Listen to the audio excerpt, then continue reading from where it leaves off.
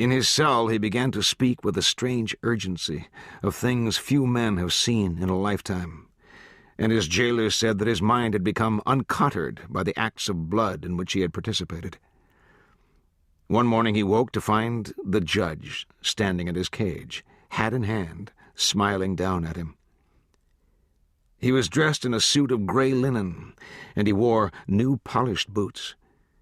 His coat was unbuttoned, and in his waistcoat he carried a watch chain and a stick pin, and in his belt a leather-covered clip that held a small silver-mounted derringer stocked in rosewood.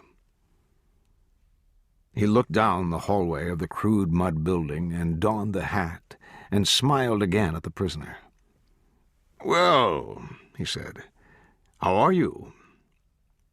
The kid didn't answer. "They wanted to know from me if you were always crazy," said the judge.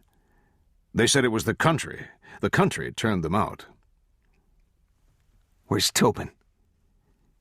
"I told them that the Cretan had been a respected doctor of divinity from Harvard College as recently as March of this year, that his wits had stood him as far west as the Aquarius Mountains. It was the ensuing country that carried them off, together with his clothes." "And Toadvine and Brown, where are they?" "In the desert, where you left them.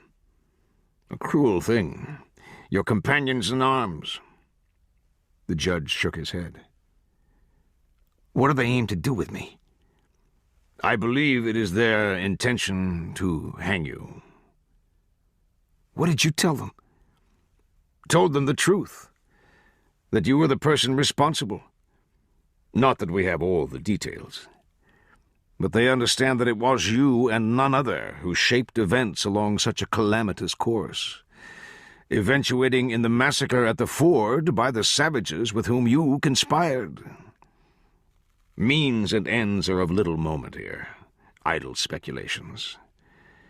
But even though you carry the draft of your murderous plan with you to the grave, it will nonetheless be known in all its infamy to your Maker. And as that is so, so shall it be made known to the least of men, all in the fullness of time." "You're the one that's crazy," said the kid. The judge smiled. "No," he said, "it was never me. But why lurk there in the shadows? Come here, where we can talk, you and me." The kid stood against the far wall, hardly more than a shadow himself. "Come up," said the judge. "Come up, for I've yet more to tell you." He looked down the hallway. "Don't be afraid," he said. "I'll speak softly. It's not for the world's ears, but for yours only. Let me see you.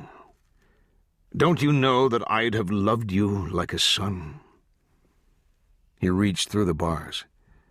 "Come here," he said. "Let me touch you." The kid stood with his back to the wall. "Come here, if you're not afraid," whispered the judge. "I ain't afraid of you." The judge smiled. He spoke softly into the dim mud cubicle. "You came forward," he said, "to take part in a work. But you were a witness against yourself. You sat in judgment on your own deeds. You put your own allowances before the judgments of history, and you broke with the body of which you were pledged a part, and poisoned it in all its enterprise. Hear me, man.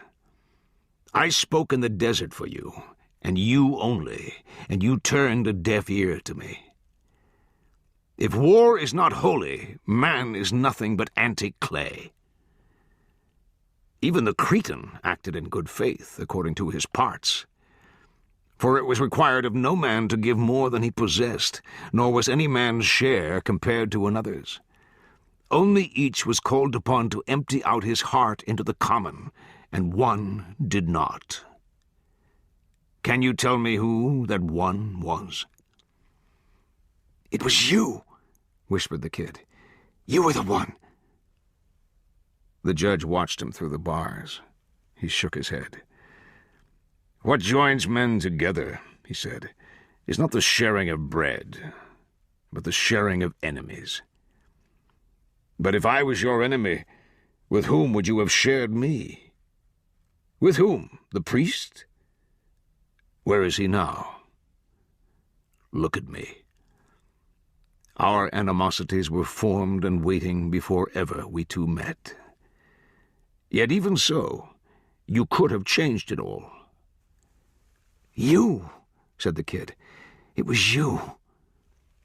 It was never me, said the judge. Listen to me. Do you think Glanton was a fool? Don't you know that he'd have killed you? Lies, the kid said. Lies, by God, lies. Think again, said the judge. He never took part in your craziness. The judge smiled. He took his watch from his waistcoat and opened it and held it to the failing light. For even if you should have stood your ground, he said, yet what ground was it? He looked up. He pressed the case shut and restored the instrument to his person. Time to be going, he said. I have errands. The kid closed his eyes. When he opened them, the judge was gone.